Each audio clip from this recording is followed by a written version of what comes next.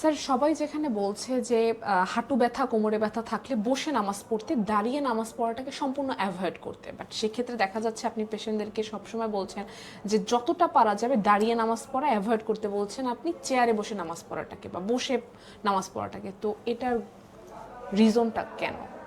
আসলে এই ব্যাপারেও কিন্তু অন্য ডক্টরদের সঙ্গে আমার একটু হলেও ভিন্নতা আসছে, দ্বিমত না। সব ডাক্তারই ভালো তার ক্ষেত্রে।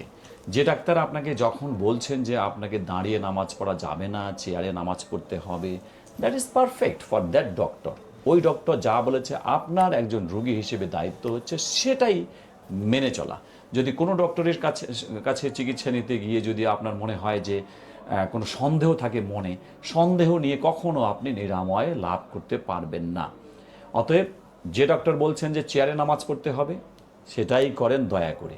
যখন আমার কাছে এসে আবার আপনি যখন শুনছেন যে আমি যখন বলছি যে নো, চেয়ারে নামাজ পড়া যাবে না, আপনি দাঁড়িয়ে সুস্থ স্বাভাবিক মানুষের মতো নামাজ পড়েন, রুকু দেন সামনে ঝুঁকে, সিজদা দেন একেবারে মাটিতে, তখন আমার কথাটাই হচ্ছে আপনার শোনাটা সবচেয়ে গুরুত্বপূর্ণ।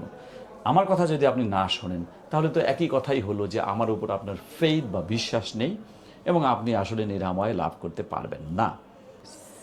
এখন আমার যুক্তিটা হচ্ছে যে সামনে যখন ঝুঁকে কেউ নামাজ পড়ে তখন কিন্তু মানে সুস্থ মানুষ স্বাভাবিক মানুষের মতো নামাজ পড়ে, তখন তার কিন্তু স্ট্রেচিং হয়, ব্যাক মাসলটা টান পড়ে, স্ট্রেচ।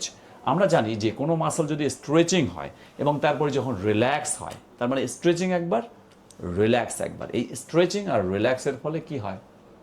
ব্লাড সার্কুলেশন বৃদ্ধি পায়। বৃদ্ধি পায়। তো ব্লাড সার্কুলেশন বৃদ্ধি পেলে তো লাভ। সুতরাং এই কারণেই, এবং শুধু তাই নয়, মাসলগুলো যখন আমরা বলি যে টান পড়ে তখন মাসল রিল্যাক্সও হয়, ব্লাড সার্কুলেশনও বৃদ্ধি পায়, আর যে মেরুদণ্ড সেই মেরুদণ্ডের ফ্লেক্সিবিলিটি বাড়ে।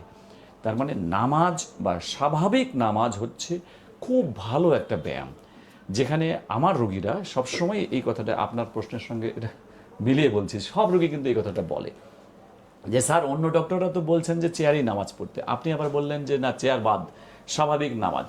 তো ওই যে বললাম, অন্য ডাক্তার যখন বলেন যে চেয়ারে নামাজ আপনার জন্য, আপনার মেধা না খাটিয়ে ওটা পালন করাই হচ্ছে আপনার একটা দায়িত্ব। আর আমার কাছে যখন আমি বলছি স্বাভাবিক নামাজ, আমি কিন্তু সবাইকে স্বাভাবিক নামাজ বলি না। যখন তীব্র ব্যথা থাকে তখন কিন্তু চেয়ারেই নামাজ পড়তে বলি প্রথম 14 দিন। কিন্তু যার তীব্র ব্যথা নাই, স্বাভাবিক ব্যথা, অল্প ব্যথা, তার জন্য স্বাভাবিক নামাজ।